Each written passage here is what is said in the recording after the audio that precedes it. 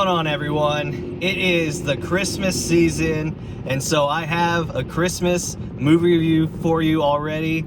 It's new film, and it's called Fatman. I watched it on Prime. It is not in theaters that I've seen, which I'm a little upset about because I was actually looking forward to seeing this on the big screen, and then all of a sudden it's like, hey, digital. So just like a lot of movies have happened this year. So it is available to watch from your household. It's called Fatman. It stars Mel Gibson. If you know me, or if you haven't figured this out yet, I'm a huge Mel Gibson fan. So that's why I have been looking forward to this film. He literally plays Santa Claus himself. But this movie is kind of like an action comedy, and it's all, and obviously fantasy, since it has the Santa Claus aspect. And if you still believed in Santa Claus, I'm sorry that I just completely ruined this for you. Hopefully I don't get a lump of coal for Christmas, because that is what this movie is about. Santa Claus, the synopsis of this film is Santa Claus gives this spoiled brat a chunk of coal for Christmas, because he's a spoiled brat, and he hires a hitman to kill Santa Claus. So, as dumb as that sounds, the film was pretty phenomenal. I mean, in an aspect, I'll tell you, I give it a 7 out of 10. I thought there's some slow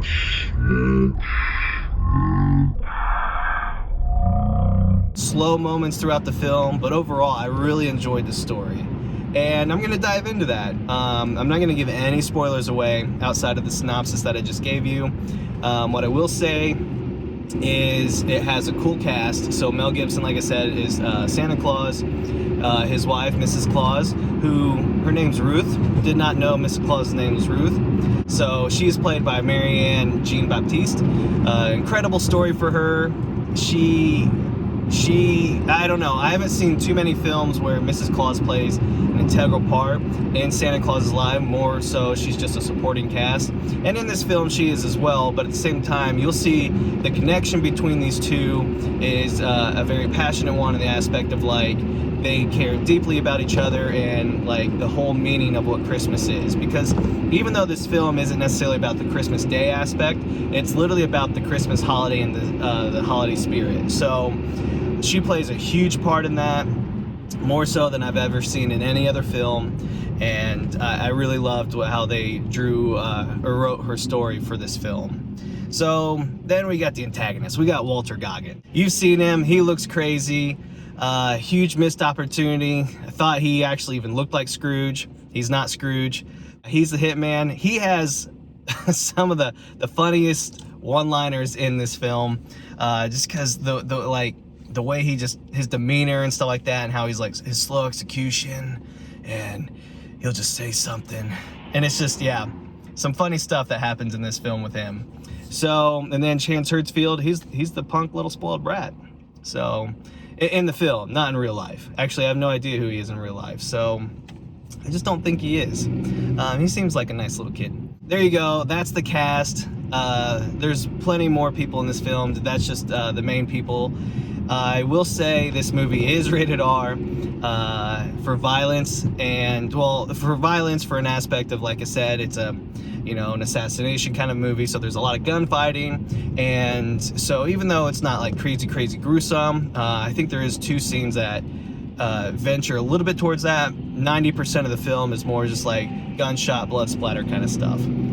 The other big thing is language, and even most of Walter Goggins' language is part of his one-liners. So yeah, there you have it in that aspect.